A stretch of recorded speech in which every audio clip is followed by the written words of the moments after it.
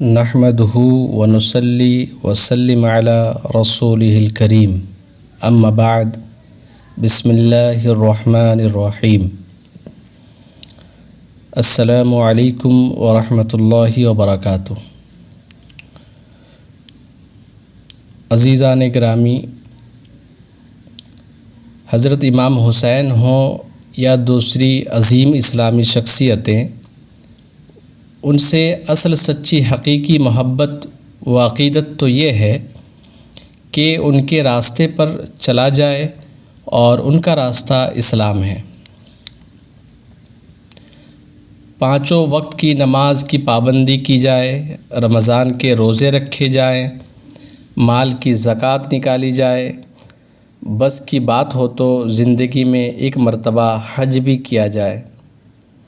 جوئے، شراب، زنا، سود، جھوٹ، غیبت، فلمی گانوں، تماشوں اور پکچروں وغیرہ ناجائز و حرام کاموں سے بچا جائے۔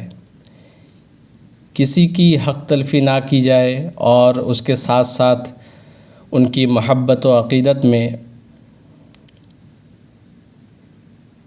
بہت سارے کام ہیں جو کیے جائیں تو حرج نہیں، بلکہ باعث خیر و برکت ہے۔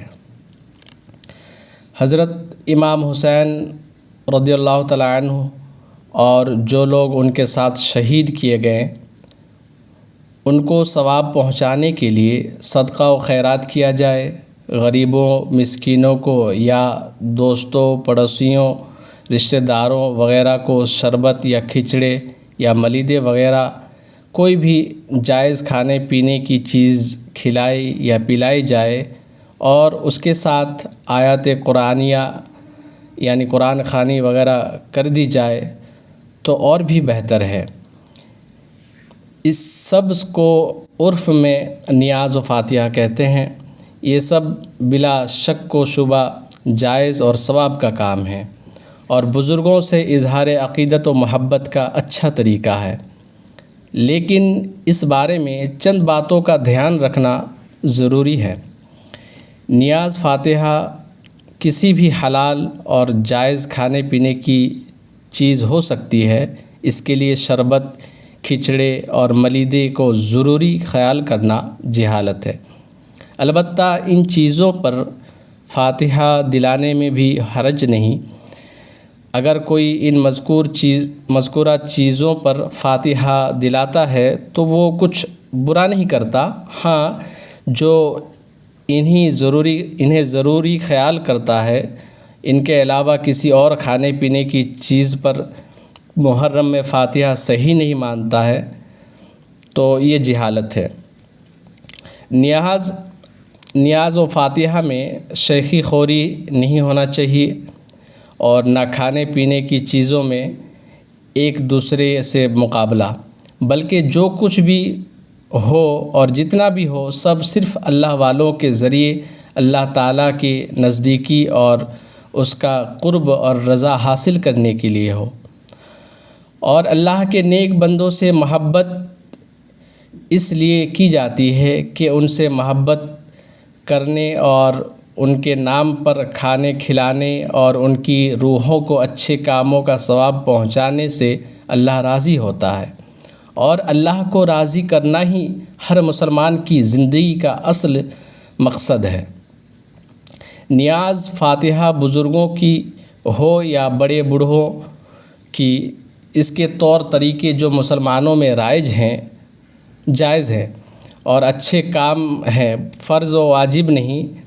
اگر کوئی کرتا ہے تو اچھا کرتا ہے اور نہیں کرتا ہے تب بھی گنہگار نہیں۔ ہاں کبھی بھی اور بالکل نہ کرنا محرومی ہے۔ نیاز و فاتحہ کو نہ کرنے والا گنہگار نہیں ہے، ہاں اس سے روکنے اور منع کرنے والا ضرور گمراہ و بد مذہب ہے اور بزرگوں کے نام سے جلنے والا ہے۔ نیاز فاتحہ کے لیے بال بچوں کو تنگ کرنے کی یا کسی کو پریشان کرنے کی یا خود پریشان ہونے کی یا ان کاموں کے لیے قرضے لینے کی ضرورت نہیں ہے۔ جیسا اور جتنا موقع ہو اتنا ہی کرے، اور کچھ بھی نہ ہو تو خالی قرآن یا کلمہ طیبہ یا درود شریف وغیرہ ذکر خیر کر کے یا نفل نماز یا روزے رکھ کر ثواب پہنچایا جا سکتا ہے، یہی کافی ہے۔ اور مکمل نیاز اور پوری فاتحہ ہے جس میں کوئی کمی یعنی شرعاً خامی نہیں ہے۔ خدا تعالیٰ نے اسلام کے ذریعے بندوں پر ان کی طاقت سے زیادہ بوجھ نہیں ڈالا۔ زکوٰۃ ہو یا صدقہ فطر اور قربانی صرف انہی پر فرض و واجب ہے جو صاحب نصاب یعنی شرعاً مالدار ہوں۔ حج بھی اسی پر فرض کیا گیا جس کے بس کی بات ہو۔ عقیقہ و ولیمہ انہی کے لیے سنت ہیں جن کا موقع ہو، جبکہ یہ کام فرض و واجب یا سنت ہیں۔ اور نیاز و فاتحہ عرس وغیرہ تو صرف بدعت حسنہ یعنی صرف اچھے اور مستحب ہیں، فرض و واجب نہیں ہیں، یعنی شرعاً لازم و ضروری نہیں ہیں۔ پھر نیاز و فاتحہ کے لیے قرضے لینے، پریشان ہونے اور بال بچوں کو تنگ کرنے کی کیا ضرورت ہے، بلکہ حلال کمائی سے اپنی بچوں کی پرورش کرنا بذات خود ایک قسم کی بہترین نیاز اور عمدہ فاتحہ ہے۔ حضرت سیدنا امام حسین رضی اللہ تعالیٰ عنہ اور دوسرے حضرات اہل بیت اکرام کا ذکر نظم یا نظر میں کرنا اور سننا یقیناً جائز ہے اور باعث خیر و برکت اور نزول رحمت ہے، لیکن اس سلسلے میں ان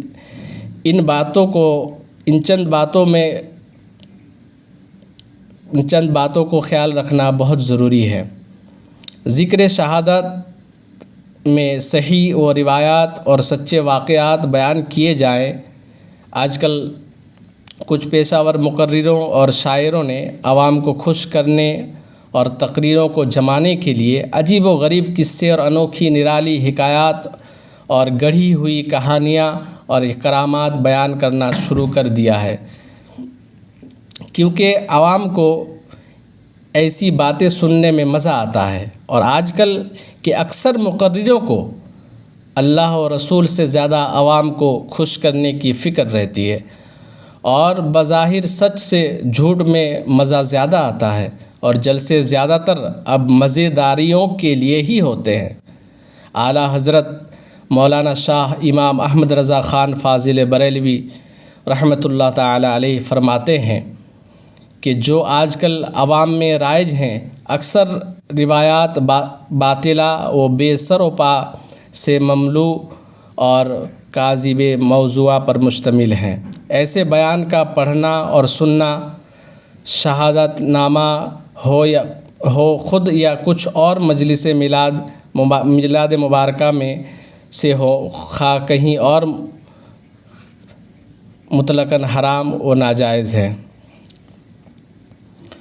اور اسی کتاب کے صفحہ 522 پر اتنا اور ہے، یوں ہی مرثیے ایسی چیزوں کا پڑھنا سننا سب گناہ و حرام ہے۔ ذکر شہادت کا مقصد ان واقعات کو سن کر عبرت و نصیحت حاصل کرنا اور سب ساتھ ہی ساتھ صالحین کے ذکر کی برکت حاصل کرنا بھی ہے۔ رونے اور رلانے کے لیے واقعات کربلا بیان کرنا ناجائز و گناہ ہے۔ اسلام میں 3 دن سے زیادہ میت کا سوگ جائز نہیں۔ اسی پر کسی شاعر نے کیا ہی خوب فرمایا کہ کہہ دو غم حسین منانے والوں سے، مومن کبھی شہداء کا ماتم نہیں کرتے۔ ہے عشق اپنی جان سے زیادہ آل رسول سے، یوں سر عام ہم ان کا تماشا نہیں کرتے۔ روئیں وہ جو منکر ہیں شہادت حسین کے، ہم زندہ و جاوید کا ماتم نہیں کرتے۔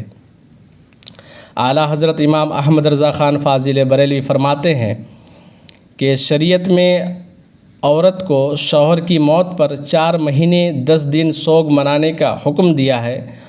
اوروں کی موت کے تیسرے دن تک اجازت دی ہے، باقی حرام ہے۔ اور ہر سال سوگ کی تجدید تو اصلاً کسی کے لیے حلال نہیں۔ اور رلانا اور رونا رلانا سب رافضیوں کے طور طریقے ہیں، کیونکہ ان کی قسمت میں ہی یہی لکھا ہوا ہے۔ رافضی غم مناتے ہیں اور خارجی خوشی مناتے ہیں، اور سنی واقعات کو سن کر نصیحت و عبرت حاصل کرتے ہیں، اور دین کی خاطر قربانیاں دینے کا سبق لیتے ہیں، اور ان کے ذکر کی برکت اور فیض پاتے ہیں۔ ہاں، اگر ان کی مصیبتوں کو یاد کر کے غم ہو جائے یا آنسو نکل آئے تو یہ محبت کی پہچان ہے۔ مطلب یہ کہ ایک ہوتا ہے غم منانا اور غم کرنا، اور ایک ہوتا ہے غم ہو جانا۔ غم منانا اور کرنا ناجائز ہے، اور از خود ہو جائے تو جائز ہے۔ ہم نے دیکھا ہے کہ قوم وطن کے لیے جو لوگ مارے جاتے ہیں تو ان کے گھر اور ملک والے ان پر فخر کرتے ہیں، تو اہل بیت کی مصیبتوں کو یاد کر کے غم ہونا اگرچہ ایمان کی پہچان ہے، لیکن ساتھ ہی ساتھ امت مسلمہ کو فخر ہے کہ ان کے نبی کے نواسے نے راہ خدا میں اسلام کی حفاظت کے لیے اپنا گلا کٹا دیا۔ اسی پر آج کا موضوع میں ختم کرتا ہوں۔ انشاءاللہ تعالی کل اس کا دوسرا پارٹ آپ تک پہنچے گا۔ السلام علیکم ورحمۃ اللہ وبرکاتہ۔